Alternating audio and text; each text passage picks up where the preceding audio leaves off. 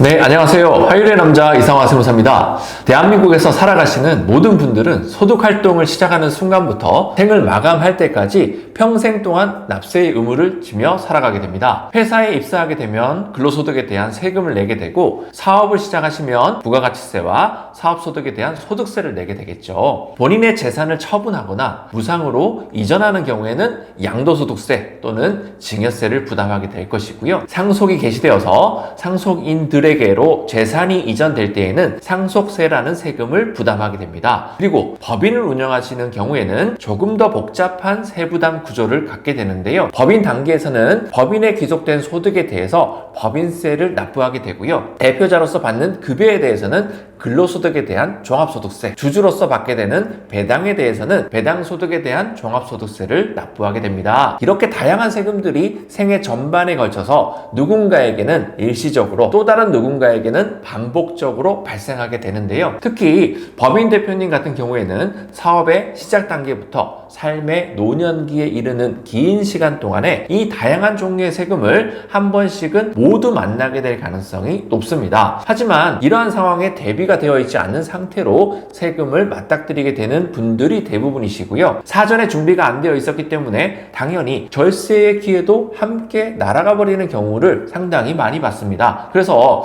오늘은 말년의 세금 폭탄을 맞는 사람들의 공통점이라는 주제로 영상을 준비해 보았는데요. 대표님께서 어떠한 경우에 큰 세부담을 지게 될 수 있는지 그 대표적인 사례들을 하나씩 소개해 드리려고 합니다. 지금부터 말씀드리는 케이스에 하나라도 해당이 되신다면 지금이라도 늦지 않았으니 절세를 위한 플랜을 계획해 보실 필요가 상당히 있겠습니다. 자, 첫 번째로 보시면 회사의 지분 대부분을 대표님께서 보유하고 있으신 경우입니다. 비상장 법인의 주식은 상장 주식과 달리 객관적인 가치가 공시되지 않아서 세법에 따라서 평가해 보지 않는 이상 우리 회사의 주식 가치가 얼마인지 예측하기가 어렵다라는 특징이 있는데요. 그렇다 보니 회사를 직접 운영하고 있으신 대표님께서도 본인의 회사 가치를 다소 낮게 생각하시는 경우들이 상당히 많습니다. 하지만 비상장 법인의 주식 가치는 세법상 보충적 평가 방법에 따라서 순자산 가치와 순손익 가치를 이용해서 산정하다 보니 대표님께서 체감하시는 것보다 훨씬 더 높게 산정될 가능성이 있습니다. 매년 지속적으로 주가 평가를 해 오셨던 대표님이시라면 회사 가치의 증가 추이를 모니터링함에 따라서 지분 이전을 내가 지금 해야 되겠다, 안 해야 되겠다 라는 필요성을 느끼실 수 있으셨겠지만은 그렇지 않은 대표님께서는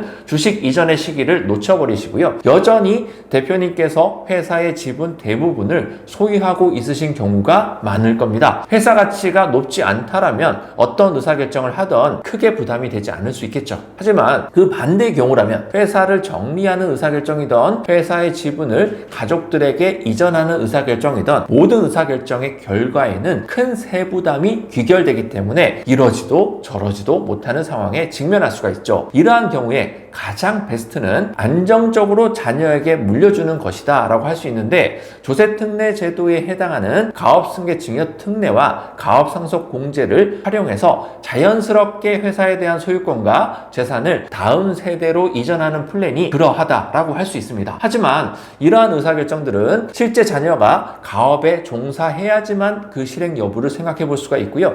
또 세제 혜택이 큰 만큼의 사후관리도 철저히 지켜야 한다라는 부담이 있기 때문에 모든 대표님께서 활용하시기에는 어려울 수가 있겠죠. 만약 자녀로의 가업승계가 어려운 상황이라면 회사를 정리해야 하는 시점이 되었을 때 대표님과 가족분에게 회사의 잉여금을 전략적으로 분배함으로써 회사 가치를 서서히 줄여가는 플랜을 계획해 볼 수도 있는데요. 저희가 실제 진행했던 사례들을 살펴보면 대표님께서 회사 정리 플랜을 세우시면서 약 30억에 가까운 잉여금을 개인화하는 상황이 있었고요. 대표님 100%로 되어 있는 지분 구조를 재구성함으로써 대표님 단독 배당의 경우와 비교하여 8억 정도의 절세 효과를 보면서 회사 정리 작업을 진행해드렸던 사례도 있었습니다. 자, 두 번째 케이스를 살펴보겠는데요. 첫 번째와 연결된다고 할 수 있어요. 회사의 잉여금이 많이 누적되어 있는 경우입니다. 첫 번째 케이스와 달리 회사의 지분 구조가 적절히 분산되어 있는 경우에 해당 해당한다 하더라도 회사의 잉여금 누적 규모 자체가 상당히 크다라면 장기적인 관점에서 세금 폭탄의 가능성을 내포하고 있다라고 할 수 있습니다. 이익잉여금 누적 규모가 큰 회사들을 들여다보면 회사를 운영하면서 단 한 번도 배당을 하지 않았거나 배당을 설령했다 하더라도 분리과세 수준인 연 2천만 원을 넘지 않도록 해오셨을 가능성이 높습니다. 이러한 결과가 초래된 데에는 여러 가지 이유가 있을 수 있겠지만 이유야 어찌되었던 과거의 의사결정들로 인해서 현재 회사의 잉여금이 아주 크게 쌓이게 된 결과에 놓이게 된 상황이다라고 보시면 되겠습니다. 만약 이 상태에서 회사를 정리해야 한다라고 가정을 해보겠습니다.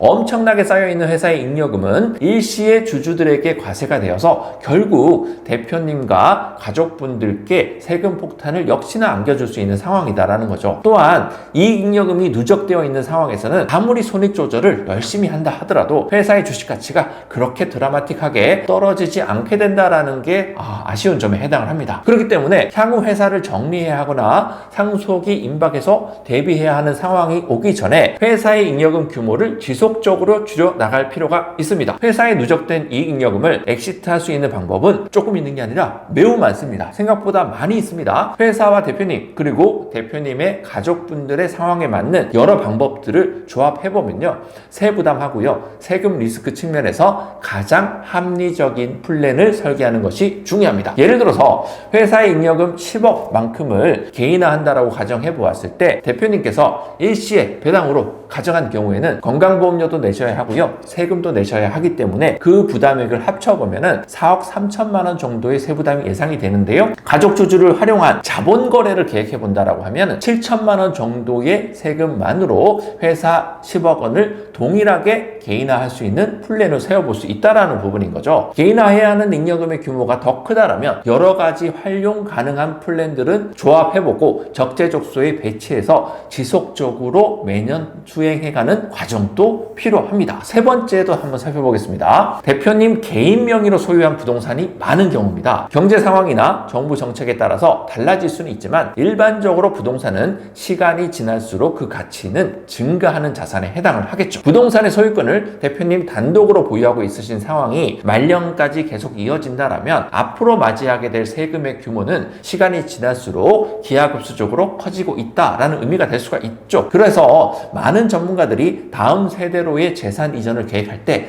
가치가 증가하는 재산을 먼저 이전하라라고 말을 하는 거겠죠. 하지만 재산의 이전은 어떤 방식으로 진행하든 세금은 반드시 수반하게 됩니다. 다만 재산의 이전 방식과 가용자금의 수준, 거래 당사자 등에 따라서 재산 이전에서 발생하는 세금 부담이 모두 다르게 나타날 수 있기 때문에 대표님과 가족들에게 가장 유리한 플랜을 찾아내는 게임을 하셔야 된다라는 부분인 거죠. 예를 들어서 대표님께서 보유 중이셨던 상가를 처분한 이후에 그 현금을 자녀에게 증여하는 이 단순한 행위를 진행하게 되면은 양도소득세 한번 내셔야 되고요, 자녀에게 현금을 다시 내려갈 때 증여세 부담을 지게 되는데 부동산의 가치와 현금 증여의 규모가 크다라면은 자산 이전에 따른 부담세율이 거의 60%에서 70%에 육박하는 결과가 될 수가 있습니다. 하지만 법인을 활용한 재산 이전 등을 활용한다면 세부담의 크기를 효과적으로 줄이면서도 다음 세대로의 재산 이전이라는 목표를 달성하는 것이 가능할 수 있겠습니다. 자, 오늘 영상을 정리 한번 해보죠. 첫 번째,